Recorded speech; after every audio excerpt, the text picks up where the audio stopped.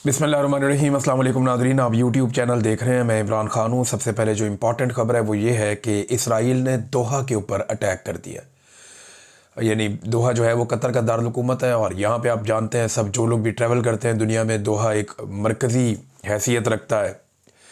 यहाँ पे बहुत सारी फ़्लाइट्स जो हैं वो यहाँ से कनेक्शन लेके पूरी दुनिया के अंदर जाती हैं। तो दोहा की बड़ी इंपॉर्टेंस है।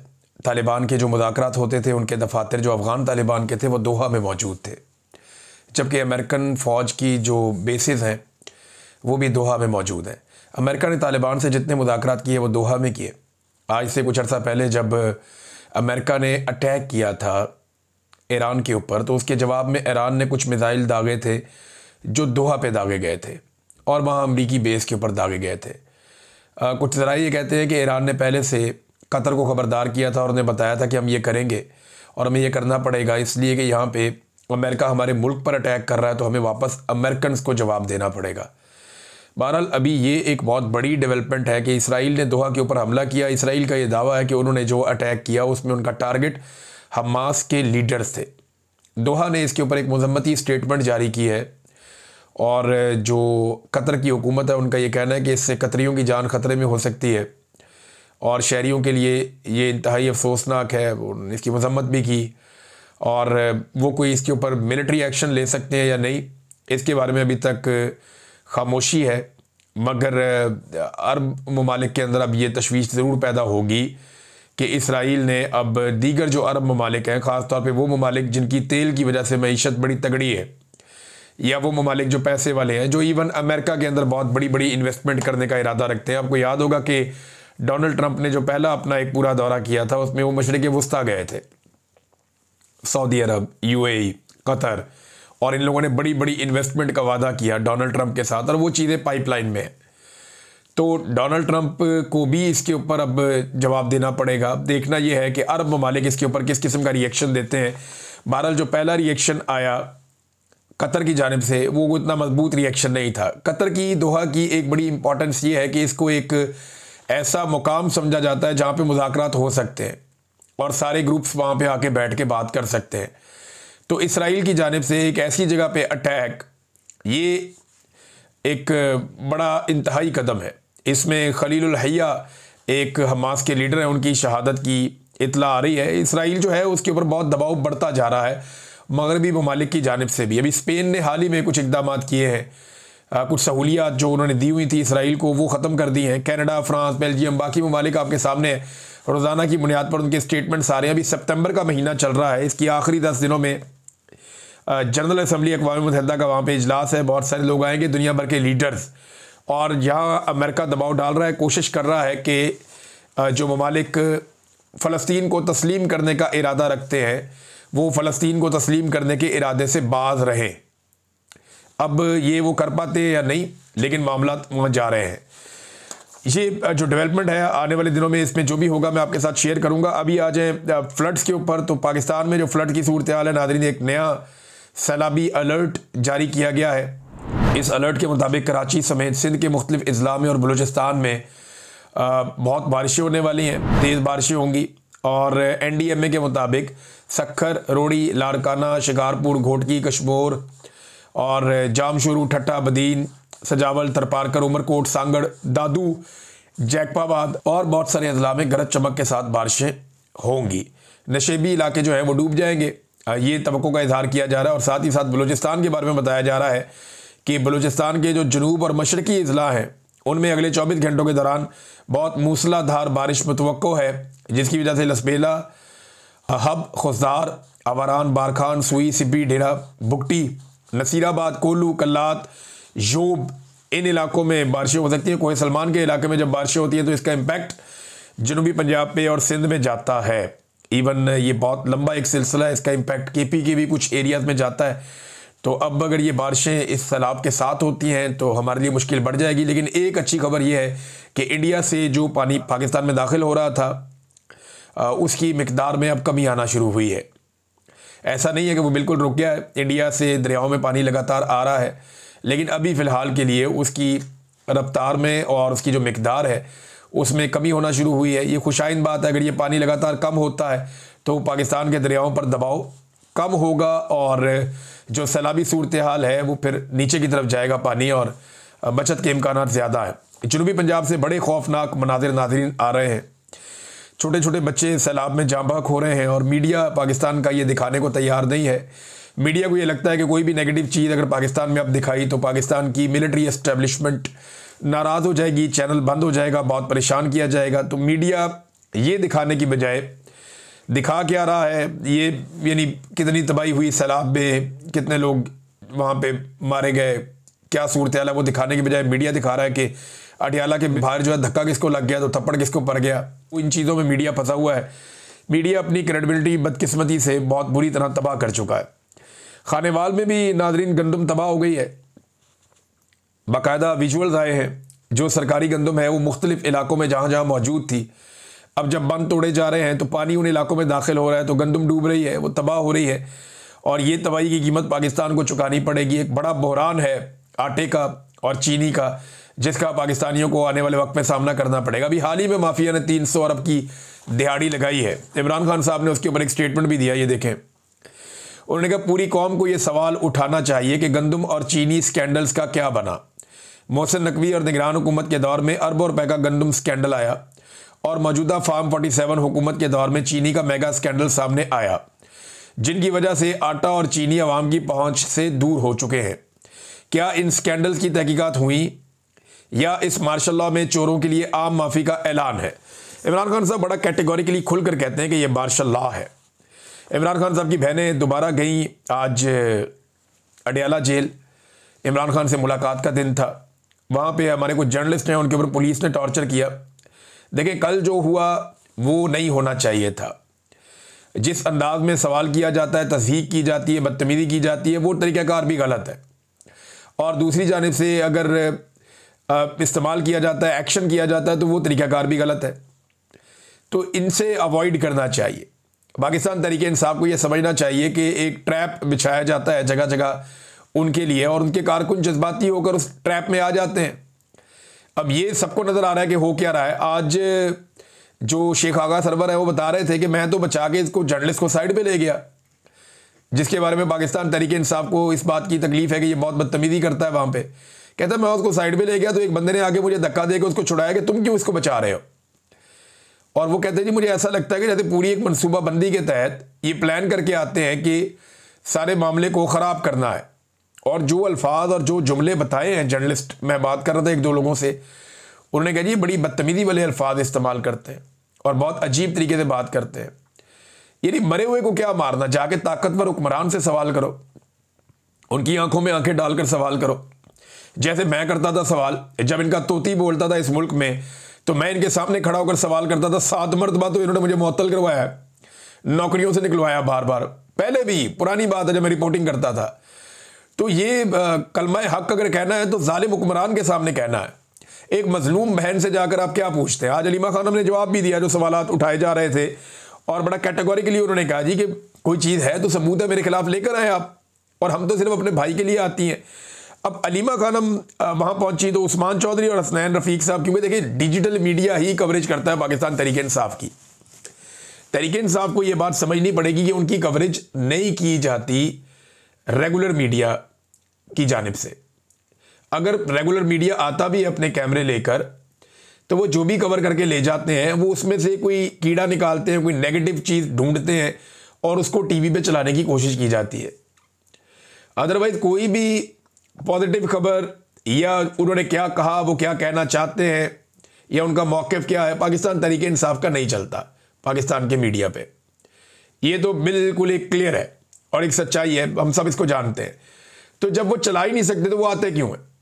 ये पाकिस्तान तहरीक इंसाफ को चाहिए कि वो पाकिस्तान के मीडिया को, जैसे आप इन्विटेशन देते हैं ना कि मीडिया आए और कवरेज करे, तो पाकिस्तान तहरीक इंसाफ को कहना ये चाहिए कि मीडिया ना आए और कवरेज ना करे। उसकी वजह यह है कि भाई जब वो आपने कवरेज करके भी नहीं चलानी तो फिर आपके आने का फ़ायदा क्या? पाकिस्तान तहरीक इंसाफ की जो कवरेज है वो सारी डिजिटल मीडिया के लोग करते हैं और सोशल मीडिया के ज़रिए से पूरे पाकिस्तान में उनकी आवाज़ पहुंचती है। डिजिटल मीडिया बताता है कि जनाब पाकिस्तान तहरीक इंसाफ के लीडर्स ने आज ये कहा वो कहा, और वो सारी चीज़ें होती हैं। अब उस्मान चौधरी और हसनैन रफ़ीक साहब, ये दोनों, इन पे तशद्दुद भी किया पुलिस ने, इनका सामान भी छीन लिया। अब ये डिजिटल मीडिया के हमारे जर्नलिस्ट हैं, क्या सहाफ़ी इसके ऊपर एहतजाज करेंगे? क्या सहाफ़ती तंजीमें ये कहेंगी कि पुलिस ने इन पर टॉर्चर क्यों किया, इनका सामान और इनकी चीज़ें क्यों छीनी? बार बार पुलिस ने ज़्यादती की है। मैं कल कुछ नाम लेना भूल गया था। समीना पाशा साहबा को नौकरी से निकाला हुआ है, काशी वबासी का प्रोग्राम बंद किया हुआ है। इस पर कौन आवाज़ उठा रहा है, कौन एहतजाज कर रहा है? कोई भी नहीं कर रहा। एस्टेब्लिशमेंट जिसके खिलाफ है उसके हक में सहाफ़ी तंजीमें भी नहीं निकलती। मुझे जबरी तौर पे लापता किया, कौन निकल के क्या किया किसी ने? चंद एक जगहों पे मेरी अपनी फैमिली के लोग बताते कहते यार कुछ भी नहीं, लोग मीडिया तो तेरा खड़ा ही नहीं होता था। तो हम हर जगह जाते थे, हर जगह पे जाके हमने मीडिया के लिए आवाज़ उठाई है। शहीद अरशद शरीफ के लिए इन्होंने क्या किया मीडिया ने? हमारे जमील फारूकी साहब हैं, कितने अच्छे इंसान है वो। जमील फारूकी के साथ देखें क्या हरकत की इन्होंने। वो हंसता खेलता नौजवान है एक, उसको इतनी बदतमीजी की, उसको वहाँ पे कपड़े उतारे उसके, सारा कुछ, लेकिन उसके लिए किसी ने कोई एहतजाज किया? नहीं किया। बदकिस्मती है ना ये। तो जहाँ पे एस्टेब्लिशमेंट चाहती है वहाँ पे तंजीमें भी इकट्ठी होकर एहतजाज कर देती हैं। थोड़ा सा तंजीमों को चाहिए अपने पैरों पे खड़े हो जाएं और अपनी सहाफ़ती बरादरी को इकट्ठा करें, वरना हम डिवाइड होते होते बहुत कमज़ोर हो जाएंगे। अलीमा खानम जो जेल के बाहर आई, कारकुनों की बहुत बड़ी तादाद पहुंची और उन्होंने मुतालबा किया कारकुनों ने कि अलकादर वाला केस इस्लामाबाद हाई कोर्ट फौरी तौर पे मुकर्रर करे, क्योंकि अलकादर में अगर इमरान खान साहब बाहर आते हैं तो फिर वो उनकी रिहाई हो जाएगी। लेकिन उनकी रिहाई से पहले कोशिश की जाएगी कि तोशाखाना 2 के अंदर उनको सज़ा सुना दी जाए। फिर जब तक उसके अंदर रिहाई होगी तब तक कोशिश की जाएगी कि कुछ ना कुछ करके किसी और पंगे में इमरान खान साहब को 9 मई में या कहीं और डाल दिया जाए। असल में अलीमा खानम ने बताया कि मुझे जो अंडा मारा गया है ना, ये एक बदला लिया गया है, एक रद्द अमल है इस बात का कि जो मैंने एक ट्वीट बाहर पहुंचाई थी इमरान खान साहब की आसिम मुनीर के बारे में, जो बहुत सख्त ट्वीट थी, ये उसका रद्द अमल है कि इमरान खान ने मेरे से जो बातें की मैंने बाहर आके बता दी आसिम मुनीर के बारे में, और वो बातें एक ट्वीट के अंदर इमरान खान साहब की डल गई और उस ट्वीट का बदला था ये अंडा जो मेरे से लिया गया है। ये अलीमा खानम साहबा ने कहा। और साथ ही जो है वो इमरान खान साहब की एक और बात उन्होंने बताई कि इमरान खान ने कहा कि जो पार्लियामेंटेरियंस हैं पाकिस्तान तहरीक-ए-इंसाफ के, वो सिर्फ मुलाकात के दिन नहीं बल्कि तारीख के दिन भी आया करें, क्योंकि इमरान खान साहब पर सख्तियाँ बहुत ज़्यादा बढ़ा दी गई हैं।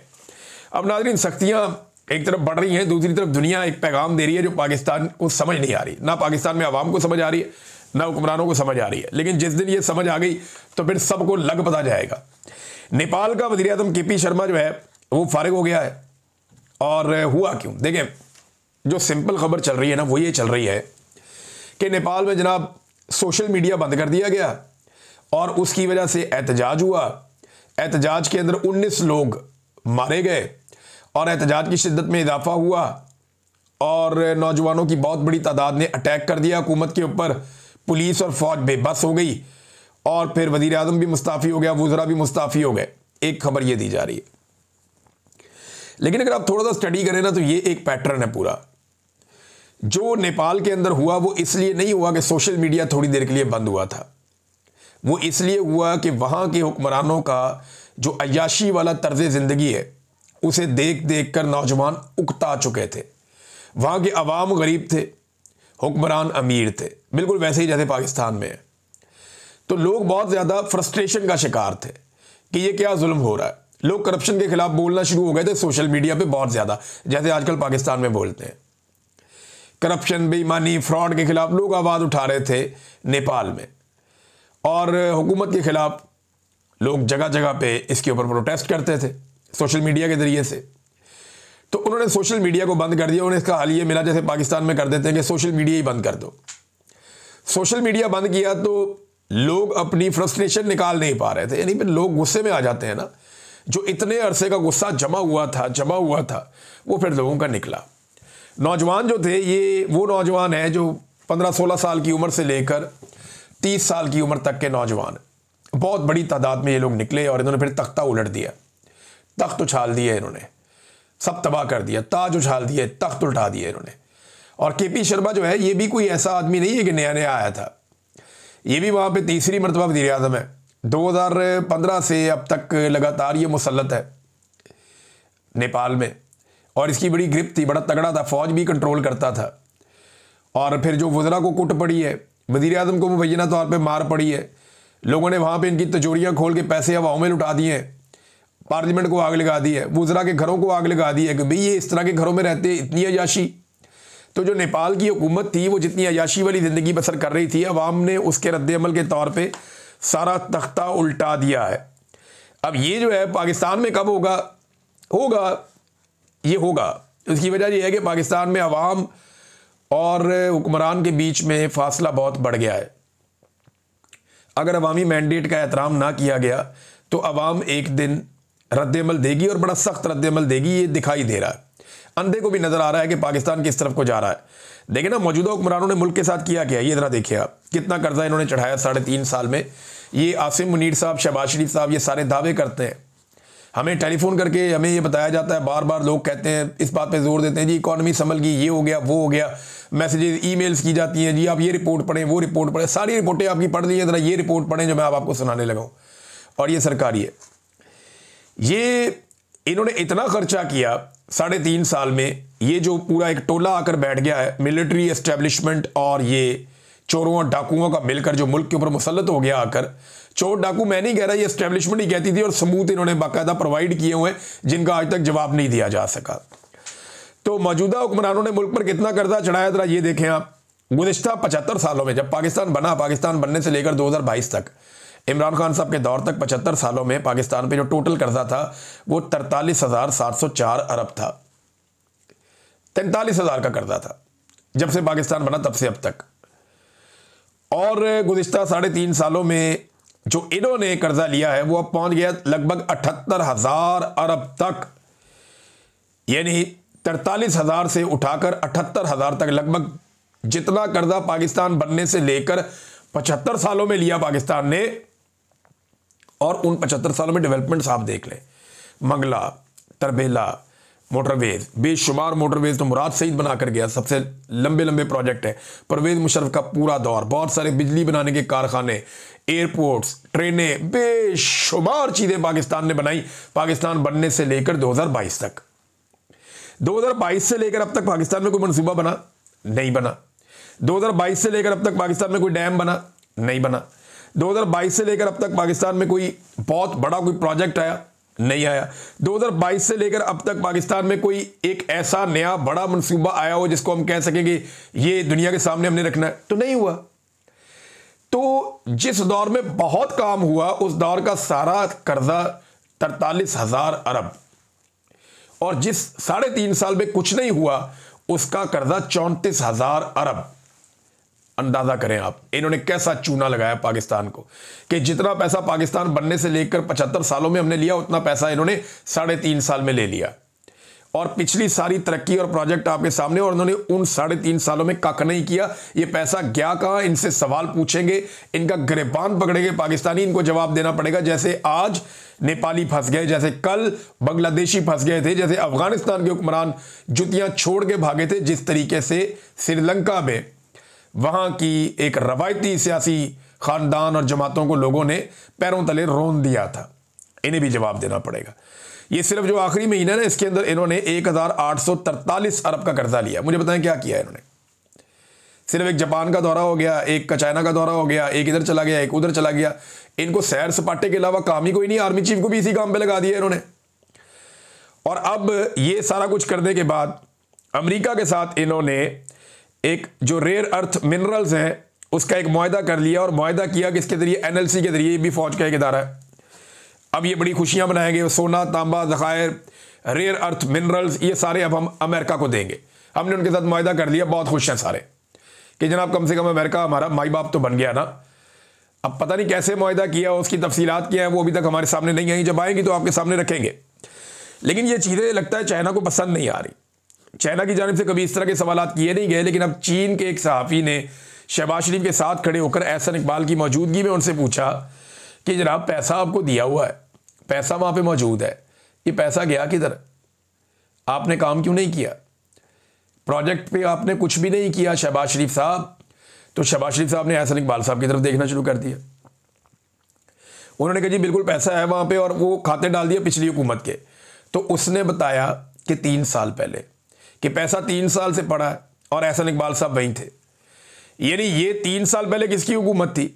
आज इनको आए हुए लगभग 3.5 साल हो गए हैं, या इससे भी ज़्यादा हो गया है। तो इनके आने के बाद चीन ने जो पैसा दिया वो पैसा इन्होंने अल्लल्ले तल्लों में उड़ा दिया, क्योंकि पाकिस्तान की इकॉनमी तो हो गई है तबाह, आम आदमी का हो गया बेड़ा गर्क। अब ये मुल्क को सिर्फ चलाते हैं कर्जों से। ये कर्जा लेते हैं ना जिस प्रोजेक्ट के लिए, वो प्रोजेक्ट करते ही नहीं है। शहबाज शरीफ साहब का वहां मुंह उतर गया, और चाइना कभी इस तरह की बात करता नहीं था। शहबाज शरीफ साहब ने वहां पे माफ़ी मांगी उनसे, जो साहब ने ये सवाल किया था। शहबाज शरीफ साहब ने कहा जी आप हमें माफ़ कर दें, हम ये ज़रूर करेंगे। तो माफ़ियाँ मांगता फिरता आपका वज़ीर आज़म सिर्फ इसलिए कि वो नाकाम हो गया, सिर्फ इसलिए कि पाकिस्तान में वो कोई प्रोजेक्ट नहीं कर पाएगा। ये मुल्क कर्जे ले लेके वो चला रहा है, और सिर्फ एक जिद है मिलिट्री एस्टेब्लिशमेंट की, हमने बैठे रहना है। मुल्क की मईशत में कख नहीं बचा, कोई बंदा यहां पैसा लगाने को तैयार नहीं है। आज चाइनीज भी सवालात उठा रहे हैं, उसकी वजह दो है। नंबर एक, वो ये देख रहे हैं कि जो पैसा जिस काम के लिए लेते हैं उस काम पे खर्च करने की बजाय ये उड़ा देते हैं पैसा, इनसे मुल्क नहीं चल रहा। दूसरा, वो इसलिए सवाल कर रहे हैं कि वो कह रहे हैं कि जनाब लाइयां कित्थे थे निभाइयां कित्थे, ये पैसे तुम हमसे ले रहे हो, मुआहदे तुम अमेरिका के साथ कर रहे हो, पैसा हमसे लेते हो, अपने कीमती मिनरल्स तुम बेचते हो अमेरिका को, तो ये चीन को दुखेगा तो सही, उसने पाकिस्तान पे इन्वेस्टमेंट की है, तो सवालात तो अब चीन की जानिब से होंगे। नाज़रीन, फ्लड्स में जो नुकसान हुआ है, किसान बोर्ड के मुताबिक 13 लाख एकड़ फसलों पर 500 अरब रुपए का नुकसान किसानों का हुआ है।